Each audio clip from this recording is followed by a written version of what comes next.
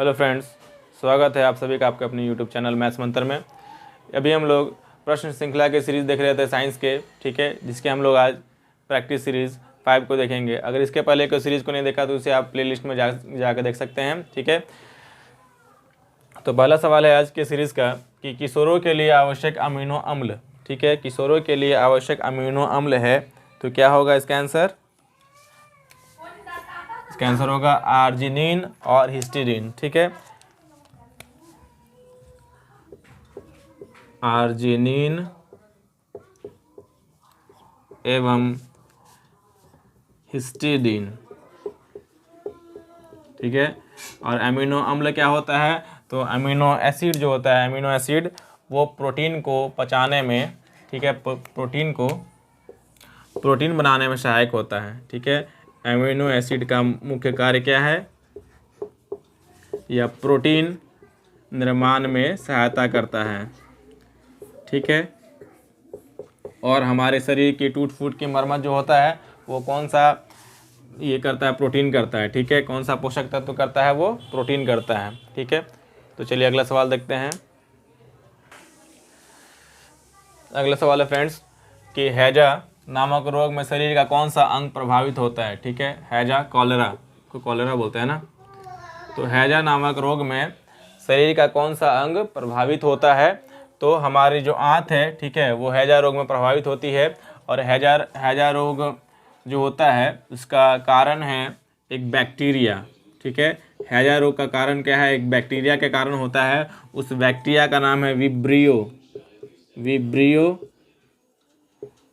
Cholerae, ठीक है। उस बैक्टीरिया का नाम क्या है? विब्रियो कॉलेरी, ठीक है।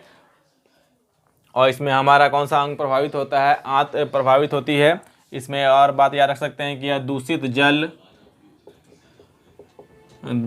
जल हो या भोजन, ठीक है, दोनों के दूषित जल और भोजन के माध्यम से होता है, ठीक है। और इसमें एक और याद रख सकते हैं जेपीएससी के या झारखंड के संदर्भ में कि हमारे जो बिरसा मुंडा थे, ठीक है, बिरसा मुंडा, उनका निधन भी हैजे के कारण हुआ था, ठीक है। हैजा के कारण हुआ था, कॉलेरा के कारण इनका निधन हुआ था। आप बता सकते हैं इनका निधन कब हुआ था? तो क्या होगा? 3 जून, ठीक है,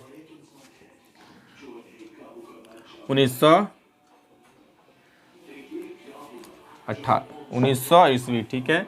3 जून 1900 ईस्वी में इनका निधन हुआ था। तो कारण क्या था? कि कॉलरा हैजा के कारण ही इनकी मृत्यु हो गई थी। आपको याद रखना है कि हैजा, ठीक है। चलिए इसके हम लोग इम्पोर्टेंट कुछ ऑप्शन को डिस्कस कर लेते हैं। फेफड़ा, ठीक है, फेफड़ा है तो टीबी जो होता है, टीबी, ठीक है, तो टीबी के कारण हमारा शरीर का कौन सा अंग प्रभावित होता है? फेफड़ा प्रभावित होता है, ठीक है।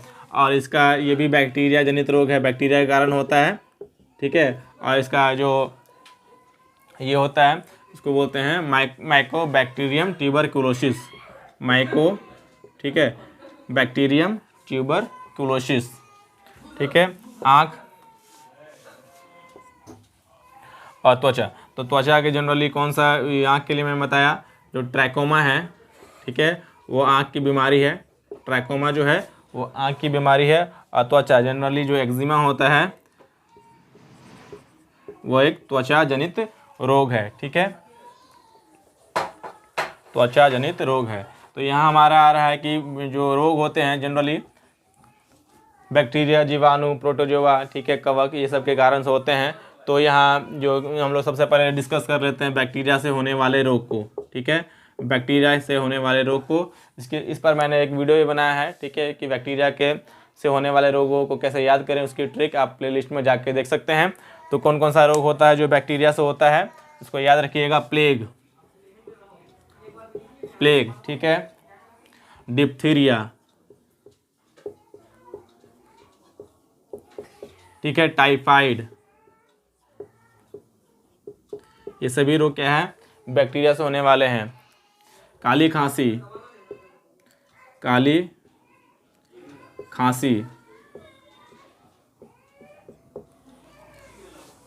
टिटनेस, ठीक है, कुष्ठ और हैजा, जिसका डिस्कशन मैंने अभी किया है। ये सभी रोग जो हैं वो बैक्टीरिया के कारण होते हैं। ठीक है, अगर इसकी ट्रिक जाननी है तो आप इसे प्लेलिस्ट में जाके देख सकते हैं। ठीक है, तो चलिए अगला क्वेश्चन को देखते हैं। तो चलिए फ्रेंड्स, अगला सवाल देखते हैं हम लोग।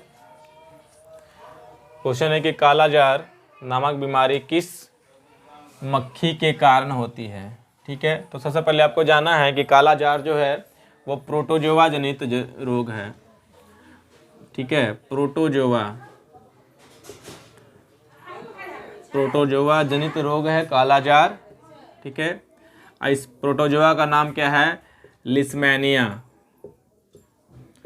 लिस्मैनिया डोनामानी बोलते हैं, तो आपको याद रखना है लिस्मैनिया है। ठीक है, एक प्रोटोजोआ है जिसके कारण क्या होता है? ये कालाजार होता है, कालाजार होता है। लेकिन क्वेश्चन में क्या पूछा गया है कि किस मक्खी के कारण होती है, मतलब कि रोग का वाहक कौन सा मक्खी है। तो ऑप्शन में है सीसी मक्खी, बालू मक्खी। ठीक है, यहाँ लिस्मैनिया तो हो गया जो इसका प्रोटोजोआ है। ठीक है, जो जिसके माध्यम से ये बीमारी होती है। ठीक है, तो इसका आंसर क्या होगा? तो जो कालाजार है उसकी वाहक है बालू मक्खी, मतलब सैंड फ्लाई। ठीक है, तो कालाजार का वाहक जो है, जो प्रोटोजोआ है उसका वाहक है सैंड फ्लाई, मतलब बालू मक्खी। ठीक है, के माध्यम से लिस्मैनिया डोनामानी जो प्रोटोजोआ है वो वाहक है। ठीक है, इसमें हम लोग समझना है कि सीसी मक्खी, तो सोने की बीमारी जो होता है, सोने की बीमारी, ठीक है, जिसमें आदमी हमेशा नींद का अनुभव करता है, उसको नींद। ठीक है, तो इसमें क्या होता है? सोने की बीमारी, इंसोम्निया भी बोला जाता है।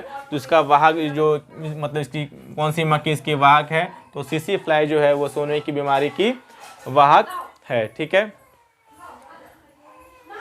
अच्छा, सीसी से सोने से आप रख सकते हैं सीसी। ठीक है, 100 से सोना, 100 से सीसी। ठीक है, तो सीसी मक्खी है सोने की बीमारी के वाहक, और कालाजार की वाहक कौन सी ये है? मक्खी है। तो आपको याद रखना है कि सैंड फ्लाई। ठीक है, चलिए अगला सवाल हम लोग देखते हैं। तो चलिए फ्रेंड्स, अगला क्वेश्चन हम लोग देखते हैं कि किस विटामिन को प्रायः हार्मोन कहा जाता है। ठीक है, किस विटामिन को प्रायः हार्मोन कहा जाता है। तो सबसे पहले इसका आंसर जाने से पहले क्या समझ लीजिए कि हार्मोन क्या है। तो हार्मोन क्या है? तो ये हार्मोन है जैव रासायनिक पदार्थ।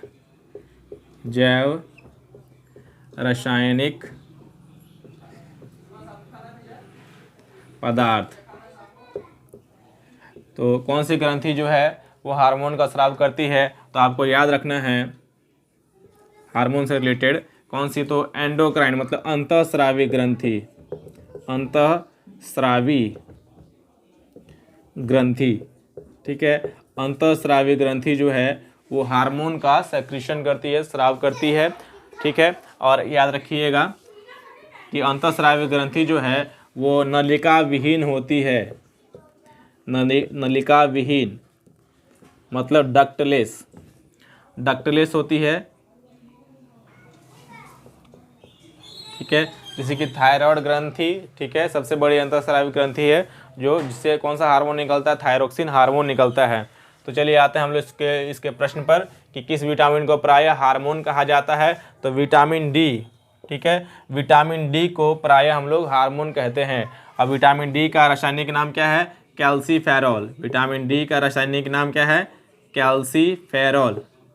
दोस्तों, ये सभी प्रश्न जो है आप नोट करते जाइएगा। ठीक है, बहुत सारे प्रश्न एक प्रश्न से निकल रहे हैं, तो इसे आप नोट करते जाइएगा। ठीक है, तो विटामिन डी का रासायनिक नाम क्या है? कैल्सीफेरॉल। और इसका कार्य क्या है? तो वो कैल्शियम का अवशोषण में मदद करता है। कैल्शियम के अवशोषण